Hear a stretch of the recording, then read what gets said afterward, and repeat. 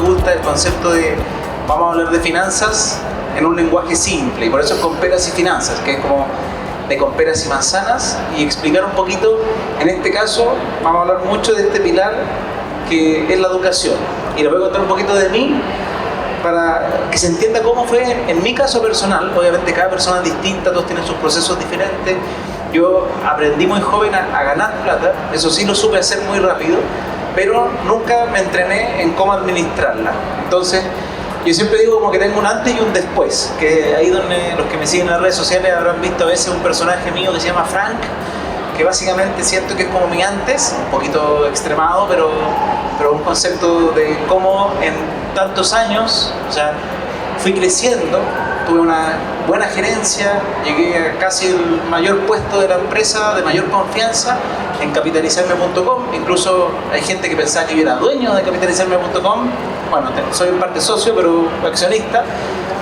Y todo eso que se veía tan bonito por fuera, la verdad es que yo estaba repleto de deudas de consumo, pero eso sí, con una gran experiencia. Uno no puede negar, obviamente, los años normalmente, bueno, a menos que alguien se encierre y sufra todo el día, pero en mi caso me endeudaba, pero sí ganaba muy bonita experiencia en el mundo inmobiliario, y eso me abrió muchas puertas para lo que vino después. El tema es que el 2019, a fines de año, yo me di cuenta de dos cosas muy grandes. Yo era bien bueno para los sobres, por así decirlo. Tenía sobrepeso, hoy día también, pero menos, tenía más. Tenía sobreendeudamiento. Y me junté con mis amigos de colegio y me pasó una cosa muy loca, que, o sea, no tan loca, pero me dio envidia. Una envidia que yo dije, no, si esto es sana envidia, pero en verdad me dolía. Ver que, por ejemplo, un amigo que era chef, que me encantan los chefs y todo, pero yo decía, pucha, gana un tercio de lo que gano yo y está comprando su casita propia y tiene un auto pagado al contado. Y yo, que era el gran gerente, me las daba, no era como de aparentar, pero en verdad por dentro sí me sentía grande. No tenía auto, porque lo choqué ya, no tenía auto pagado al contado, sino que con crédito inteligente. No tenía departamento, no tenía nada.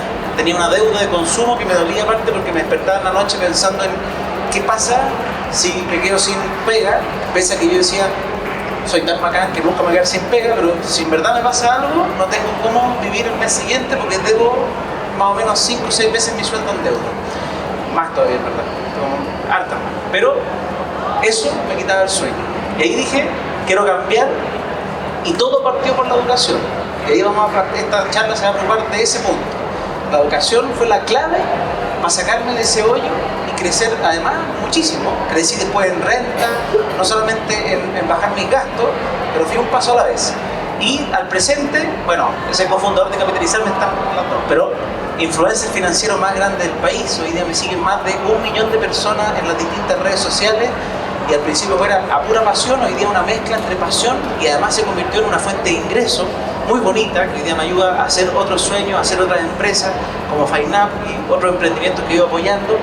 Fundador de Loop, que es una empresa de lanzamientos, autor del podcast Aprende de Inversión Inmobiliaria, que se convirtió en el podcast más escuchado de inversión inmobiliaria en el país y que ayuda a cientos de personas. Yo siempre digo, las personas que se quieren dedicar a la industria inmobiliaria, que lo escuchen. Ahí yo vertí 92 capítulos de conocimiento inmobiliario. Hay 2 que no son, hay uno de cripto, que me bajó la banda de cripto, pero digamos que son 90 capítulos de inversión inmobiliaria. Y peras y finanzas, que ese es un gran orgullo, que obviamente me llenó muchísimo porque se cumplieron 2 cosas. Yo partí esta tesis cuando dije, quiero cambiar al mundo con la educación, porque yo cambié a través de ella, pero me suena a que la educación financiera, la gente sí la quiere aprender, solamente que nadie la explica como se quiere escuchar, sino que se hacen difícil. Y la gente piensa que hablar de números, hablar de plata, es de gente de alta alcurnia, de no sé qué carrera. Y dije, no, si se puede hacer en simple. Y el hecho de que el podcast y el libro, ambos se convirtieran en lo más leído en el país, o sea, bestseller número 1 en Chile, en Peras y Finanzas el libro, y el caso del podcast estuvo en el podio en 3er lugar, compitiendo con Huevona que Crazy y Tomás va a morir, que son 2 podcasts que son súper entretenidos, pero era el ocio y la educación financiera. Significa que la gente sí quiere aprender a cómo manejar su plata, solamente que no se explicaba en sí. Hoy día está lleno y hay más influencers y es bacán, pero significa que la cosa iba por ahí. muchos teníamos esos dramas y no sabíamos cómo movernos porque no se enseña en el colegio, en la universidad, a duras penas, en pocas carreras. Entonces, lo más importante de todo esto, que no está acá, o sea, ahí estaba, con razón, lo pusieron tan grande que no lo vi. Fundador de FineApp. Ese es mi emprendimiento hoy día de sueño, ese es donde quiero llegar a 100 millones de personas en Latinoamérica. Hoy día en Chile, obviamente, queremos crecer. Estamos súper orgullosos, llevamos solo 4 meses. Después pueden visitarnos en el stand para conocernos, firmar libros, ver fotos, todo lo que quieran. Pero en solo 4 meses ya nominaron a FineApp dentro de los 6 personajes o emprendimientos que más aporte a la educación financiera del país están haciendo. Y eso es extraordinario. Entonces, ¿qué pasó? ¿Cómo comenzó este camino? Como les decía, desorden, deudas, muy soñador. Y esto es súper importante, el tema de soñar. Yo tenía muchos sueños, quiero ser millonario, a veces tengo soñar, quiero tener una casa en un lago, me encantaría tener una casa en la playa. Y todo eran como sueños que jamás no funcionan. Si los sueños uno despierta de los sueños. En cambio, empecé a cambiar esos sueños por metas, que las metas y con números. Yo decía, pucha, que ganas de irme de vacaciones a Disney. La hice una vez con deuda y les voy a mostrar lo doloroso que fue, lo pasé bien, pero lo doloroso que fue después. Versus las vacaciones que me tomo hoy día, los últimos 3 años, que han sido vacaciones donde básicamente tengo un plan, voy ahorrando 100, 200, lo que pueda ir ahorrando según el presupuesto que yo tenga, pero dije, no sé, quiero irme más intensillo, todo pagado y no tener que usar ni un solo crédito ni tarjeta para pagar después. Me puse el trazo, me demoré 2 años, no 1. Obviamente el primer año tuve unas vacaciones más relajadas, en Santiago de hecho, pero después vacaciones, todo pagado, pude invitar a mi familia y eso fue mucho más satisfactorio que mandarme al viaje y después andarlo pagando por 6 meses adelante, sufriendo porque no me alcanzaba a fin de mes. Entonces, debía 15 millones de pesos, que era varias veces mi sueldo, era como 8 más o menos, 30 kilos de sobrepeso, hoy día estoy solo 29, pero bajando. Y gastaba más o menos un 30% de mi sueldo en huevadas. Esa es la verdad. Y después estamos en horario prime ya, entonces café, delivery, tontera. De hecho ahora pedí un delivery, pero es distinto. Y lo primero es esto. Los primeros 4 pasos que a mí me funcionaron, obviamente cada persona es diferente, pero para mí fueron los más útiles. 1, reducir los gastos. Reducir los gastos, porque en mi caso yo ya sabía ganar plata. Yo siempre recalco eso porque hay personas que dicen, pero dile eso al gallo con el sueldo mínimo. Claramente alguien que está en un sueldo mínimo, 700 lucas, su foco no está en ahorrar. Quizás puede ahorrar un poquito, pero normalmente el foco está en ganar más. Y ese debería ser el foco, pero que no se desordene en el camino. En mi caso, yo ya ganaba un sueldo de 2 millones de pesos, un buen sueldo, pero no podía vivir con él. De hecho, hace poquito hice un reel en mis redes sociales de una persona que me escribió que ganaba 3 millones y medio y decía, es que no sé cómo le alcanza a la gente. ¿Cómo? Y no podía vivir con 3 millones y medio. Y dejó un debate más o menos en las redes sociales, gente que está a favor, gente que está en contra, pero en verdad es el mismo principio. Probablemente si yo seguía ganando más plata y seguía saliendo a comer 4 veces a la semana, habría cambiado a un restaurante más rico. A mí me gustaba, lo juro, me encantaba llegar al restaurante y que el garzón me mirara lo mismo a la mesa de siempre. Y yo llegaba, en ese tiempo estaba con Tinder, entonces como que llegar con la calle y que me conocieran, yo me sentía como, ¡uy, qué importante soy! Como por tontera. Igual, bueno, Frank me ayudó a conocer a mi señora, pero no se enamoró de esa parte. De hecho, ella también estaba endeudada. Cuando le presenté mi estado de situación real, le dije, mucho apoyo, necesitamos bajar el ritmo. Ella me dijo, yo tengo 20 millones de deuda. Y yo, del parcito. Pero lo bonito es que después salimos juntos de esto. De hecho, ella ahora tiene más ahorros que yo, hartos más ahorros que yo. Se dedica a la inversión, al mundo de la inversión inmobiliaria, la ha ido súper bien y es más ordenada que yo. Después, como que los dos nos ordenamos al mismo tiempo, yo obviamente esta carrera de influencer y emprendedor me ha hecho moverme mucho. Ella siguió la regla como siempre, entonces me empuja para que me trate de ordenar siempre. Y ahí también otro consejo, apóyense. ¿Ya? Yo antes era muy solo, yo soy el gran gerente, soy bacán, mi mamá está enferma, yo la ayudo, le pongo plata y después lo usaba de excusa. No, es que yo no tengo plata por culpa de mi mamá. Entonces ocupaba esos escudos, pero para ella yo le quería ayudar y le pasaba plata obviamente y todo. Entonces siempre solo, siempre para callado, y cuando empecé a abrirme y a contarle a mis amigos, como, oye, podemos cambiar los carretes un poquito más piola, y lo entendieron. Algunos te dicen, son los amigos, te van a decir cagada, pero eventualmente si lo explicáis en serio, te apoyan. Mi familia me apoyó, mi señora, en ese tiempo polola, que no me alcanzaba para pagarle para el anillo, ahora no me queda porque lo compré cuando había bajado peso, pero pronto entrará. Me empezó a apoyar mucho. Y eso es súper importante, dejar de pensar que uno se las puede todas, porque si uno quiere tomar metas lejos o metas buenas, es como cuando uno dice, pucha, subir el Manquehuito, eso la voy a hacer solo. Pero para subir el Everest, o sea, si uno tiene grandes metas, se hace en equipo. Y en verdad se nota la diferencia. Entonces, ¿dónde se me está yendo el dinero? Identificar, anotar y ejecutar, que esa es la parte donde muchos fallamos, como que lo cacho más o menos, pero ¿qué pasó? Primero dije, ¿dónde se me va la plata? Y yo siempre hablo mucho del café, que yo sé que para algunos como hay gente que me escribe, digo, le mancho, cagado, un café, que yo, no, pero es que en verdad, en mi caso, o sea, imagínense, ganaba 2 millones de pesos, y yo iba al café que estaba abajo de mi oficina, que me hacían una promo de 4 cafés por 10 lucas. Y yo me compraba todo, no había día que no me comprara la promo. Si uno calcula, 10 lucas por 5 días a la semana, de repente un Starbucks sale así al fin de semana, pero ya quitemos eso, solamente las 10 lucas diarias por 20 días son 200 lucas al mes en café, un 10% del sueldo. Yo creo que nadie va a encontrar que es lógico gastarse un 10% del sueldo en café. Aunque uno diga, no, es que es lo que necesito para vivir, no, ese es Frank, ¿ya? Porque no es verdad, no necesitas 10% de tu sueldo en café. Entonces, obvio que no me alcanzaba. Por eso empecé a acumular deuda. Porque quería igual salir a comer afuera, quería igual vacaciones ricas, todo lo quería. Entonces, el café para mí fue un ítem súper fuerte. Y ahí me gané un título muy bonito en la oficina. Me decían el guatón de la leche. Pero, ¿por qué? Porque cambié los cafés. O sea, imagínense, ya del odontito. Me compraba los 4 cafés al día, pero en mi oficina había café gratis. Pero la máquina era sin leche. Y a mí me gusta el café latte. Entonces, ¿qué dije? Y había refri. Entonces, ¿qué dije? En vez de comprarme las 4 lucas, las 10 lucas diarias, voy a comprar 2 cajas de leche a la semana. 1.800 pesos a la semana en vez de 50 lucas. Obviamente, ¡boom! Primer bajo grande en mi gasto. Segundo, yo gastaba, harto en copete, el sobrepeso no viene por ser sano, normalmente. Entonces, era bueno para salir. Regalos, a mí me gustaba quedar bien, era el gerente, el grande de mi familia, mis amigos. Entonces, obviamente, llegaba al cumpleaños de la polola o de la galla que estaba saliendo recién con un amigo, y la crema, no sé, Eucerin.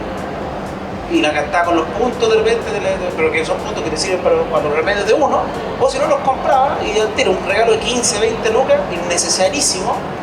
¿Por qué? Para sentir que como que llegaba y yo era con el regalo bueno, o sea, tontería. Y la comida, que me gustaba mucho comer afuera y el delivery, ¿ya? Empecé a reducir.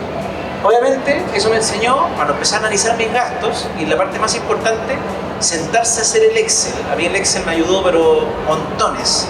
Hay aplicaciones, hay de todo, pero sentarme y en verdad enfrentarme a mí, porque eso es, uno se empieza a dar cuenta que todos esos problemas que uno echa, no, es que la culpa es de mi mamá, la culpa es del sistema, hay gente, casos muy particulares que en verdad no está amarrada, pero en general la mayoría tenemos un entorno donde gran parte de lo que podemos crecer depende siempre, 90% de nosotros y un porcentaje importante del entorno, y ahí va a depender obviamente del tipo de persona que uno es. Puede ser un poco más, pero siempre uno puede ser mejor que ayer uno mismo.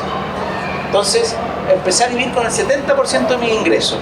Por primera vez veía ahorro en mi cuenta corriente, y eso fue brutal, porque yo nunca tenía ahorro, siempre se iba. Entonces, fue mágico. De hecho, ahí, eso fue como en marzo de 2020, por primera vez podía invertir.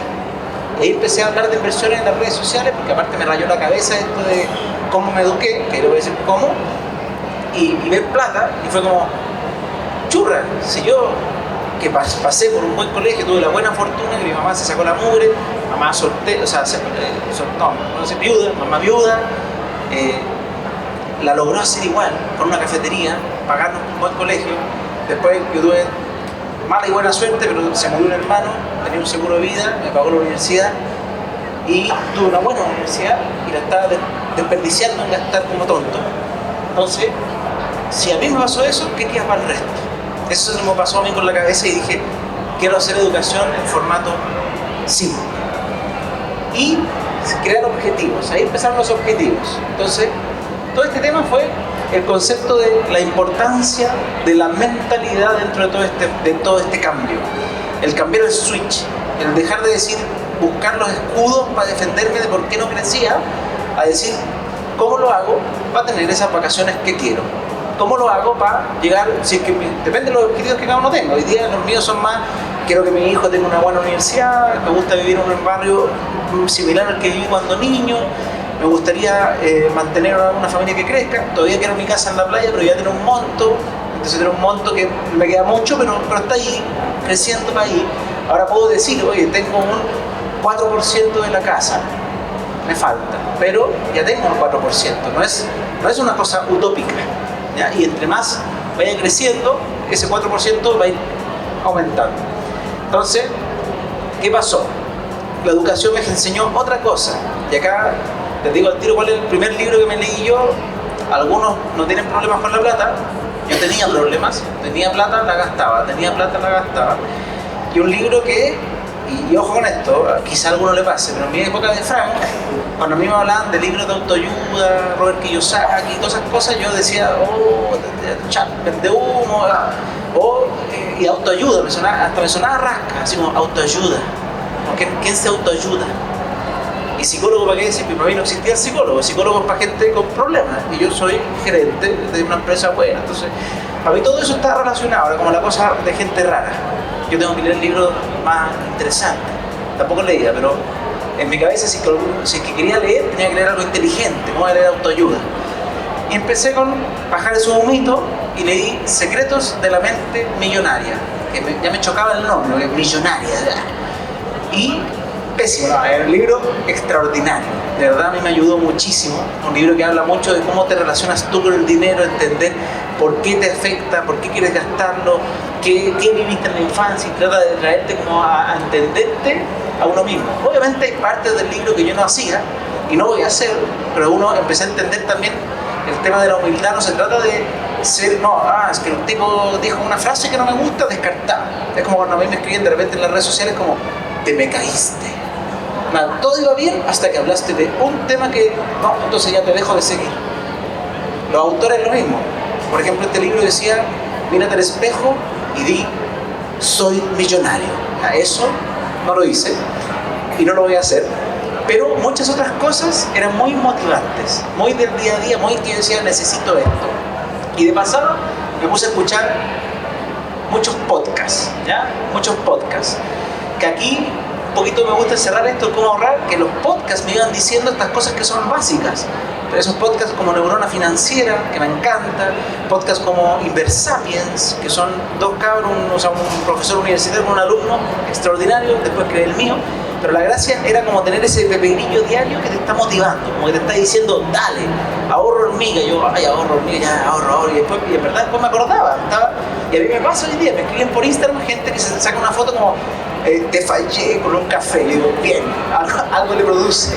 Entonces, a mí me pasaba que iba a comprar cuando de las tías y decía, no, gasto hormiga, y la leche. Y yo iba a comprar, caminaba una cuadra más al lado, a lo que es más, que compraba la caja de leche. Y llegaba con la leche a la oficina y ahí todos se reían, pero todos sacaron la leche, por eso tenía que comprar. Si una caja me duraba toda la semana, 2 semanas duraría. Pero 2 cajas de leche a la semana, porque además se compartía, al final todos esperaban la leche. Por eso era más guatón también, entonces ahí partió. Lo malo es que nunca me dijeron el flaco de la leche, pero bueno. Y generar valor. ¿A qué me refería con ese punto también? Después de leer todos estos libros, y todo empecé con ese, después hábitos atómicos, para empezar a generar nuevos hábitos. Lo que pasó fue algo muy lindo, que uno empieza como a quererse más, a entender que uno es responsable de su vida y que tiene que hacer cosas por crecer. Entonces empecé a meterle objetivos también a la pega. Y en ese tiempo ganaba 2 millones, llegué incluso a duplicar y a triplicar mi sueldo en algún minuto, porque le puse metas y hablé con mi socio de la época, le dije, ya Gabriel, estaba la embarrada, año 2020, pandemia, marzo, Y yo estaba con todo el power, soy bacán, ahora sí, ahora soy bacán, pero como bacán humilde, no sé, era como raro, como que lo decía, pero... Entonces, me dijo, Pancho, estamos más o menos mal, la empresa está complicada, ¿qué hacemos? Y están las opciones. En esa época quizás muchos pasaron por emprendimientos en sus empresas o echar gente, o cerrar las cortinas y acogerse a los beneficios del Estado, de esos que te pagaban, te ayudaban para que la cerraran en un rato. Y yo dije, no, démosle, yo me meto en el mundo online. Y en esa época, justo llegó un ex vendedor que hoy día creó una empresa que se llama Brokers Digitales, pero en ese tiempo dijo, oye, yo tengo una venta online, metámonos. Hicimos el primer lanzamiento de departamento online y yo le propuse que iba a aumentar en un 10% las ventas de la empresa en 2020, pero si lo hacía, yo me llevaba a un 2% de todos los ingresos de la compañía, de la utilidad, obviamente hay que restar los gastos. Ok. Ahí también aprendí que hay que negociar, uno tiene que negociar aunque yo siempre decía, no, si mi jefe es bacán, y en verdad es bacán, pero no están ellos pensando en las personas así como, hoy día deberías subirle el sueldo a todos. No, eso no pasa, ¿ya? Las personas están preocupadas de crecer, de hacer su empresa, de levantar plata, de mil cosas, y uno es el que tiene que preocuparse de uno mismo. Pero obviamente si tú haces la pega que te dicen, vas a ganar lo que te dijeron que ganas por hacer esa pega. Entonces yo dije, quiero ganar más, voy a hacer más. Y pasó. Se cumplió, obviamente hay que entender también los dolores de la empresa. Si yo digo, oye, voy a barrer más rápido, no se necesita. Oye, es que voy a hacer más operaciones para que haya menos cajas en el suelo, ¿de qué nos sirve? Pero yo sí sabía que las ventas eran una cosa importante, porque la empresa estaba pasando por un mal momento económico. Entonces, si aumentaban las ventas, obviamente la retribución podía ser mucho más aceptada por el directorio. Uno tiene que pensar siempre en qué quieren ellos para que a mí me pueda beneficiar. Entonces funcionó. Y eso se llama generar valor. Y ahí cómo lo hace, obviamente uno tiene que ir viendo cuáles son sus talentos. En el mío, en el mundo inmobiliario, negociaba muy bien, traje fuerza de venta y me fui por ese lado. Uno tiene que ir siempre viendo sus virtudes. Algo me sirvió, por eso les digo, tuve una muy buena experiencia. Los 7 años que llevaba en capitalizarme ya me habían enseñado muchas cosas que las aproveché para mi favor. Entonces, acá hay otro punto importante que es, me saltó no una lámina, la sacamos, pero quería dejarles sí o sí para que los tengan en mente. Les dije, Neurona Financiera, para mí fue el más heavy de todos los podcasts. Inversapiens, los libros Secretos de la Mente Millonaria, Hábitos Atómicos, y uno que me encanta, que no tiene, es más directo, pero se llama Un Paso Delante de Wall Street, de Peter Lynch, que también te ayuda y empiezas a entender que a través de libros también puedes conocer un instrumento de inversión en específico a nivel macro, y después uno tiene que, si ya le gusta, interiorizar probablemente con más clases. En YouTube está lleno de educación gratuita y hoy día en FineUp tenemos educación así, pero a la vena, a menos de 10 lucas, o sea, menos de un par de café del Starbucks. Pero invierte y crece desde lo básico. Esto es lo primero, conocernos. Eso me faltaba mucho. Yo era bravo, pero bravo. Yo caía en alta estafa, eso no es estafa, no voy a decir eso porque quizás hay gente que vende, pero caía en mucho multinivel, porque obviamente te ofrecían y tú así como que, oh, voy a ser rico, ay, te subieron a un escenario y todo gritan. Entonces, pasé por varios multinivel, obviamente no me iba tan espectacular como los que decían y mostraban sus fotos en las casas con nieve y te decían como soy millonario. Después caí en plata también que me decían, Pancho, tú tienes que pagarnos y después te vamos a pagar. Caí en eso, y fue una estafa y se mandó a cambiar, perdí como 3 gambas, 300 lucas, y caí también en invertir en cosas que sonaba fácil. Por ejemplo, el trading. El trading a mí me gusta hoy día, sigo haciéndolo muy de vez en cuando, pero en esa época yo me metí a hacer trading sin saber nada en plataformas que te decían, te vamos a enseñar pagando por 100 lucas mensual ya. Aparte que eran caras, pero uno empezaba a invertir en cosas que no sabía y la plata se va inmediatamente. Quemé 2 cuentas, llegué a perder 2 millones de pesos, 1 millón por cuenta, porque uno se mete, ve que crece, después pierdes las reglas, no aplicas lo que aprendes, estás conociéndolo y se pierde todo. Entonces, muy importante conocerse uno mismo. Y ahí también entendí que yo, si bien era arriesgado, no para todo. Ya empecé a pensar tener familia. Entonces, ¿qué perfil soy? soy una persona conservadora, puedo aguantar grandes volatilidades, sí, no, moderado, arriesgado, me la juego siempre, no tengo hijos, no tengo familia, no me importa, me reinvento siempre, lo puedo hacer. Y en mi caso yo siempre pienso que existe el depende. Yo en mis inversiones inmobiliarias soy súper cauto, trato de invertir siempre entre el 25% de mi renta, que es lo que dice la banca. Los inversionistas que son más avesados hacen multicrédito, bonopié, se sobreendeudan, sacan créditos mutuales, después en banco, que es muy válido. Pero en mi caso dije, yo quiero invertir en medida de lo que me da mi renta. Y si quiero tener más propiedades, tengo que aumentar mi sueldo. Me autoobligo a, quiero ganar más, si es que quiero tener más. Y eso es cauto. Entonces hoy día de hecho tengo 6 propiedades más 2 terrenos. No están los 6 créditos hipotecarios a mi nombre, están 2 créditos hipotecarios a nombre mío, 2 a nombre de mi hermano, 2 a nombre de mi señora. Compartimos, tenemos una sociedad familiar. Obviamente con mi señora no me metí con mi hermano porque uno nunca sabe esas cosas. Yo con mi señora tengo 2 y con mis hermanos tengo los otros 4. Y así vamos creciendo patrimonio familiar. Y esos todavía no están ahí más o menos un porcentaje inferior al 25. Todavía tengo más capacidad de crédito y de hecho ayer reservé 2 departamentos más acá en la feria, no de los de acá, pero mientras estaba en la feria. Por eso es una historia pronto para que los conozcan y puedan reservar ahí el que quieran. Pero empecé a invertir de forma muy conservadora en el mundo inmobiliario porque tenía más experiencia y conocía muy bien la industria. En otras inversiones sí tengo un perfil más riesgoso, sí me atrevo a invertir en criptomonedas, no mi capital completo, sino que un 5% de mi capital. Invierto mucho en startups, y son muy riesgosas. Hace un tiempo atrás subí, pero por ejemplo le aporté 11 millones de pesos a una empresa que se llama House and Flats, que es una empresa que ojalá le vaya increíble, yo voy a apoyarla como pueda.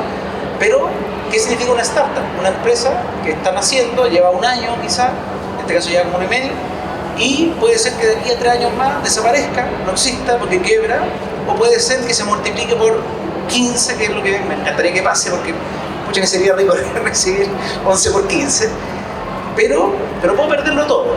Y eso son inversiones de riesgo. Y uno tiene que entender qué tipo de inversión está haciendo según su perfil.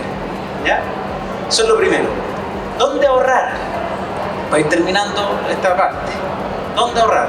Depósito a plazo. Si uno dice soy conservador, yo estoy recién en la fase de ahorro, no me atrevo, no, todo me suena raro. Depósito a plazo, segurísimo. Hay gente que todavía tiene su plata en la cuenta corriente y yo no lo entiendo.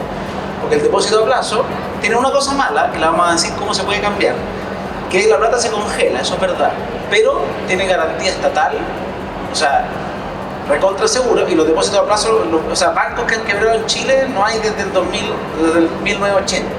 Y los que quebraron eran puros bancos chiquititos, raros, que conocía poca gente. Los bancos grandes ni uno quebró, y esa fue una de las crisis más grandes que tuvo el país en la historia casi.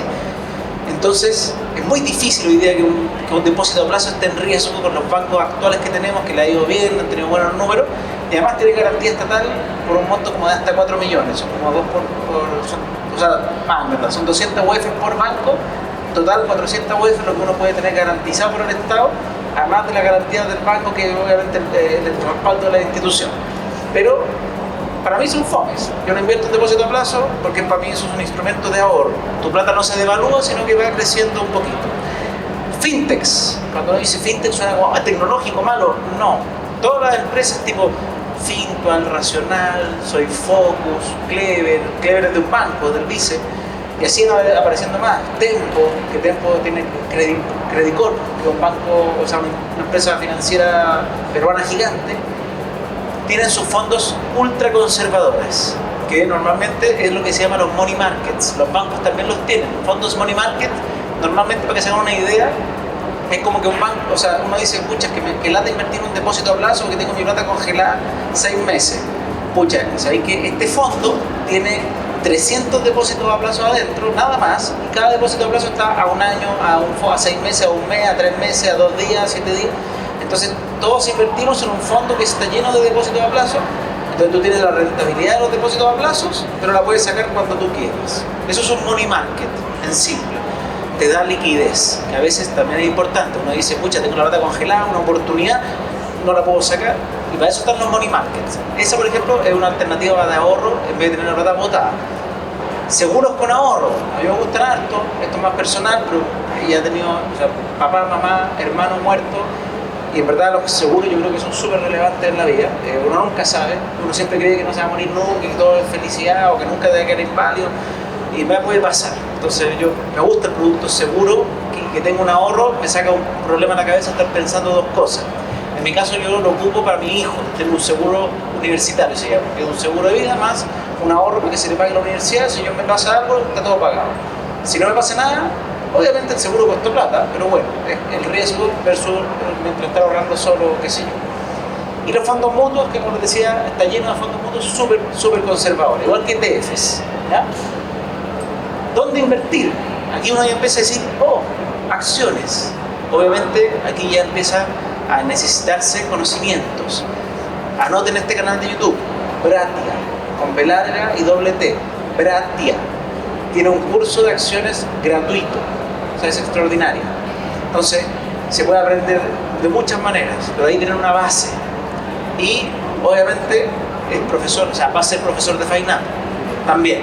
Vamos a tener a todos los profesores, a todos los que admiren van a estar en FineApp. Ya me quedan 30 segundos. Inversión inmobiliaria, una inversión que para mí es la favorita, ¿ya? Es la que más me encanta, es donde más he hecho incrementos patrimoniales.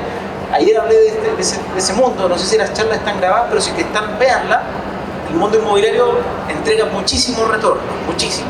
Principalmente cuando uno invierte con deuda, con crédito hipotecario.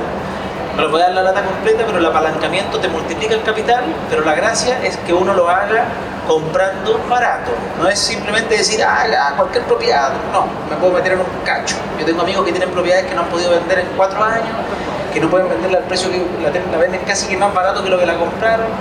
No pasa tanto, pero pasa, ¿ya? Después si uno elige bien, o sea, si uno se demora en elegir un tiempo, dice, voy a cotizar y después voy a negociar, qué sé yo, o que a menos que la oportunidad sea evidentemente barata, que es como me pasó ayer a mí, me la ofrecieron hace 4 días la oferta y me tuve que demorar 3 días en elegir porque si no me la cancelaban.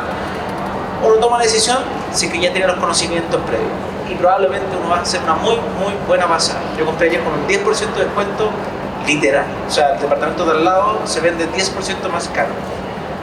Crowdfunding inmobiliario o crowdfunding en general. Crowdfunding es financiamiento colectivo. Nos juntamos todos nosotros, hacemos una vaquita, 1 millón cada uno, compramos un departamento en 100 millones de pesos que está medio chambreado, lo arreglamos, lo vendemos en 150 y nos repartimos la plata. Ese es el concepto crowd, como de financiamiento colectivo. Se puede hacer en el mundo inmobiliario, se puede hacer en muchos mundos de inversión. Lo importante es conocer en qué nos estamos metiendo, el activo subyacente detrás. Si es crowdfunding inmobiliario, cuáles son los riesgos del mundo inmobiliario y de la SPA que voy a hacer. Si es un crowdfunding de deuda, ¿quién es el deudor? ¿Me va a pagar o no? Difícil saber, pero uno puede entender que si la deuda es de Cencosud, probablemente es mejor que si es de Francisco Bachmann, por decir algo, o cualquier persona individual. Entonces uno tiene que ir entendiendo a quién estoy haciendo el negocio. Así que siempre manejen el riesgo, aprendan constantemente y no paren de invertir. De verdad que, obviamente al principio, dense su tiempo para aprender, pero cuando uno empieza a invertir y su dinero empieza a crecer, se da cuenta porque el ahorro normalmente, a menos que ahorremos un 50% de nuestro sueldo, es muy difícil que podamos vivir de nuestros ahorros en algún minuto, ¿ya? De hecho, se requiere más o menos un 30% para que sea realmente una pensión. El 10% no da y no va a dar jamás. Entonces, por eso la AFP tampoco no funciona. Cuando las crearon, la idea era hacerla con más, pero era muy políticamente incorrecto decirle, oye, les vamos a quitar un 20%, no se podía. Entonces, se hizo un 10%, se hizo un marketing que no correspondía, pero el 10% jamás alcanzó. Entonces, inviertan. Y ahora los dejo, pero los dejo invitadísimos a que conozcan FineApp. Esa es nuestro emprendimiento del sueño, nuestro stand que está acá al ladito, para que vayan a conocerlo. Estamos repartiendo cabritas, por si acaso, vamos a estar repartiendo cabritas gratis que vienen con un código para que lo prueben un mes gratis. Pero FineApp es un streaming de educación financiera. Ahí está la Juanito que la viene atrás, que está moviéndose así, ahí va a repartir cabritas. Pero FineApp es un streaming de educación financiera. Imagínense un Netflix que tiene series, no cursos así como clases, no, series que uno va aprendiendo constantemente y que salen capítulos nuevos todos los jueves. Todos los meses hemos subido 50 horas de contenido adicional. Partimos con 500, ahora tenemos 700. Partimos hace 4 meses.